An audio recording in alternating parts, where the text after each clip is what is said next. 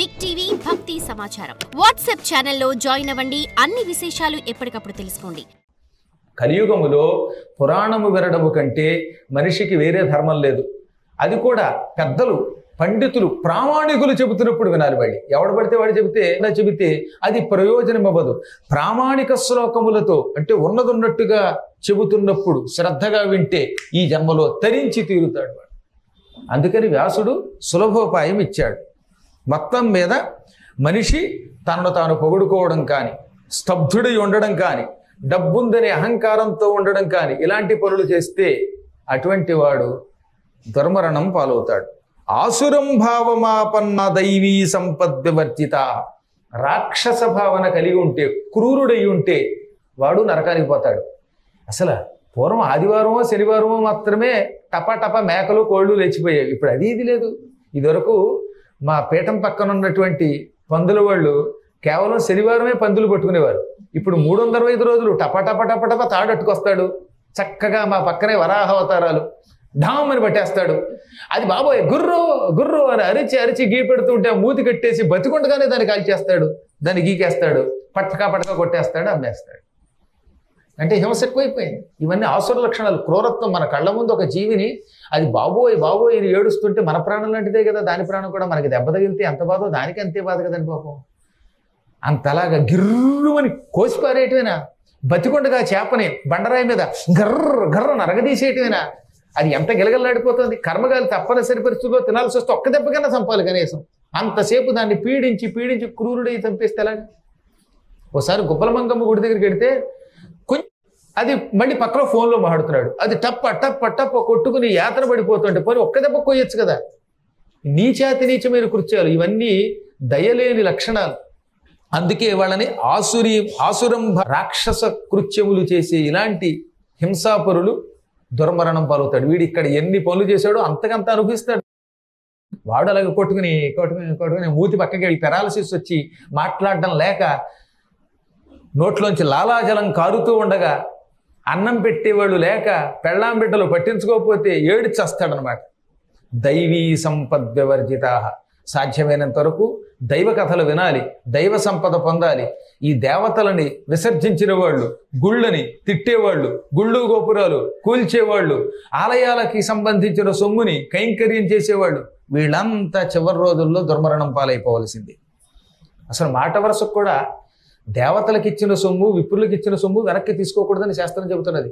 ఇవాళ నిర్భయంగా ఎండోన్మెంట్స్ డిపార్ట్మెంట్లో కొంతమంది చేరిపోయి చూశారు కన్నా వాడేమో దౌర్భాగ్యుడు, కిరస్థానం పుచ్చుకుంటే వాడు బతకచ్చు కాక. కానీ మన ఆలయంలో ఏమో చేరాడు కమిషనర్లుగా. కోట్లు అసలు వాడి ఆస్తులు ఎక్క పెట్టలేకపోతున్నారు. వాడు ఇంత నిర్భయంగా దేవుడి సొమ్ము కొలగొట్టేస్తూ ఉంటే వాడు ఏమవుతాడండి? దరిద్రుడు వాడు యాక్సాడు చేతులు పోయి పెళ్ళాం బిడ్డలు వాడి ముందు కుష్ఠరోగం వంటి రోగాలు పొంది ఏడుస్తుండగా తెస్తారు అలాంటి పాపాత్ములు. మహాపాపం అది.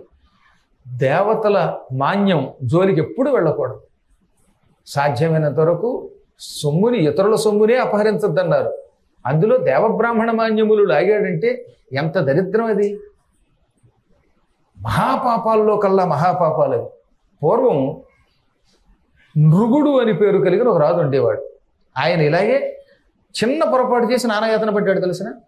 ఒకసారి ద్వారకా నగరంలో శ్రీకృష్ణ పరమాత్మ తన పిల్లలందరినీ పిలిచి బంతి ఆడుకోండి అన్నాడు. కృష్ణుడికి చాలామంది కొడుకులు ఉన్నారు. మొత్తం ఆయనకి 16,108 మంది భార్యలు. ప్రతి భార్యకి 10 మంది కొడుకులట. వేరు నందన దశకంబు, ఒక్కొక్కడికి 10 మంది చొప్పున 16,108 × 10 ఇంతమంది సంతానం. ఆయన భగవంతుడు ఇంత జనాభాను సృష్టించిన వాడికి ఇంతమంది పిల్లల్ని ప్రసాదించడం పెద్ద కష్టమేముంది. ఈ పిల్లల్లో కొంతమంది పిల్లల్ని ఆడుకోండి అని పంపాడు. వాళ్ళల్లో జాంబవతి యొక్క కొడుకు సాంబుడు అనేవాడు ఒకడున్నాడు. ఈ సాంబుడు బలంగా బంతిని దంతట. వాడికి సిక్సర్లు బాదడంలో వాడు అంత గొప్పవాడు అనమాట. వాడు గనక బ్యాటింగ్కి వచ్చాడంటే ఈ రోహిత్ శర్మ కంటే ఎక్కువగా డబుల్ సెంచరీలు తెగ సాధించేవాడు, ట్రిపుల్ సెంచరీలు సాధించేసేవాడు.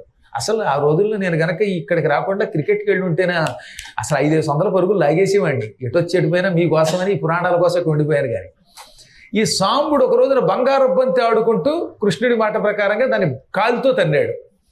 కాలుతో బంతిని తనగానే ఎగిరి వచ్చేది నూతిలో పడిపోయింది. ఆ బంగారపు బంతి వచ్చి టప్మనేసేటువంటి శబ్దంతో ఒక నూతిలో పాడుబడిన నూతిలో పడిపోయింది. వెంటనే వీళ్ళు ఏం చేశారు, పిల్లలంతా అరే అంత బలం కాదండి ఏమిట్రా బంతిని అని ఆ నూతిలో ఉన్న బంతిని తీయడానికి వచ్చారు. ఆ నూతిలో నీళ్లు లేవు, కేవలం ఒక పెద్ద అగాధమైన ఎండిపోయిన నుయ్యి. సాంబుడు నడుముకు తాడు కట్టి, ఒరే నువ్వే తన్ని ఆ బంతిని అందులోకి పడేసావు కదరా, ఆ బంతి తీయరా, ఆ నడుముకి తాడు కట్టి అందులోకి దింపారు. సాంబుడు అందులో దిగాడు. ఈ బంతి మీదకి ఎక్కడి నుంచి వచ్చిందో ఒక పెద్ద ఊసర వెళ్ళి వచ్చి కూర్చుంది. ఆ నూతిలో లోతైన నుయ్యి, నీళ్లు లేవు, పాడుబడిన నుయ్యి, అందులో ఒక తొండ ముదిరి ఊసర వెళ్ళి అయిందనమాట. తొండ పెద్దదైపోతే అది ఊసర వెళ్ళి అవుతుంది.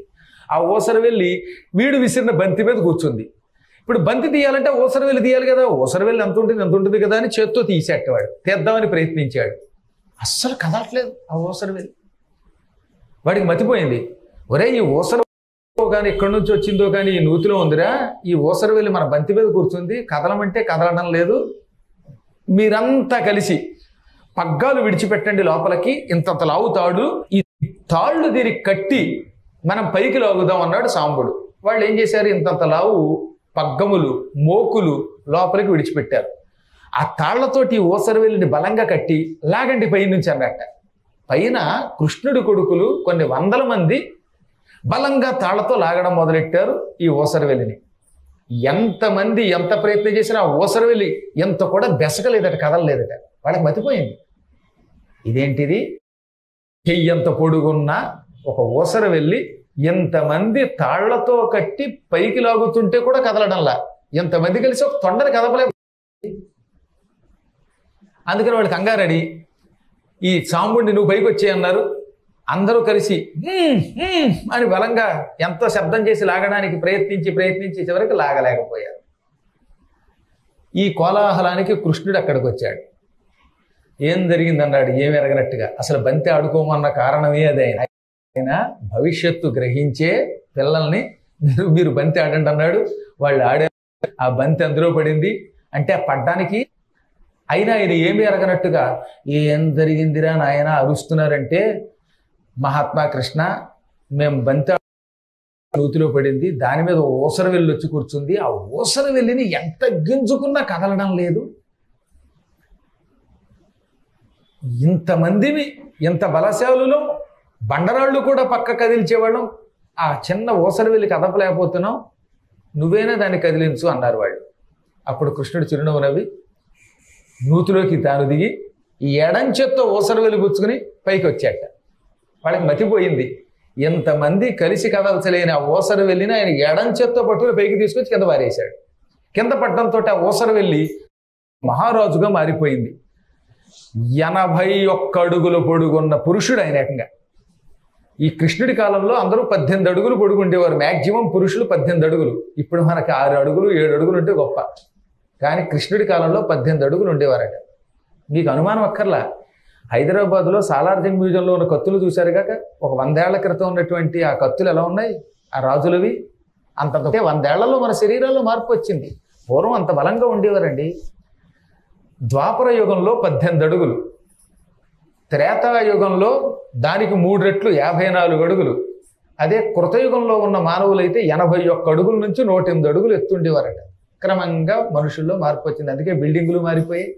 పూర్వం గుళ్ళు ఎంత పొడుగున్నాయండి, అంతంత ద్వారాలు ఎందుకు పెట్టారనుకుంటున్నారు? తిరుపతిలో ఆ మహాద్వారం చూశారు కదా, పూర్వం మా చిన్నప్పుడు మహాద్వారం కూడా డైరెక్ట్గా వెళ్ళిపోయేవాడు. ఇప్పుడేమో పిచ్చి రూల్స్ అన్ని పెట్టారు, మహాద్వారం అని దానికి ఒక పేరు పెట్టారు, లోపలికి వెళ్ళకుండా చేసేస్తున్నారు. ఏమిటో ఎవరికి ఏ పుర్రికి ఏ రూలు పెట్టాలనిపిస్తుందో తెలియదు, దానికి ఏమి ఉండదు, వాళ్ళ సొంతం అన్నాడు. గవర్నమెంట్ ఏం పని ఎప్పుడు ఎలా చేయాలనుకుంటుందో అది వాళ్ళకే తెలియాలి. మాయిదారి గవర్నమెంట్.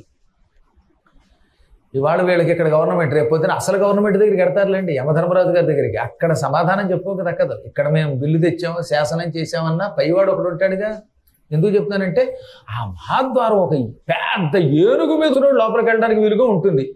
అంత ద్వారం ఎందుకు పెట్టవలసి వచ్చిందంటే ఆనాడు అంత పొడుగున్నారు వాళ్ళు, మహానుభావులు వాళ్ళు. ఇంతకీ ఈ పొడుగ్గా ఉన్నటువంటి వ్యక్తి ఎర్రగా బంగారపు రంగులో ఉన్నాడు, కిరీటం పెట్టుకున్నాడు, నగలు వేసుకుని ఉన్నాడు. ఆయన కృష్ణుడికి వినయంగా నమస్కరించాడు. కృష్ణుడు అన్నీ ఎరిగినా ఏమీ ఎరగనట్టుగా ఇలా అన్నట్ట, ఓ మహాపురుష, నువ్వు చూస్తే ఎంత పొడుగ్గా ఎంత బంగారపు రంగులో ఒక మహారాజులా ఉన్నావు.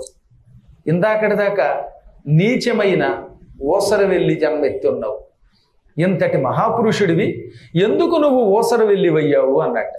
నీకు ఈ నీచ జన్మ ఎందుకు వచ్చింది, కారణం ఏమిటి అంటే నా కర్మ అండి అన్నాడు ఆయన. నీ కర్మ ఏమిటో చెప్పన్నాడు కృష్ణుడు.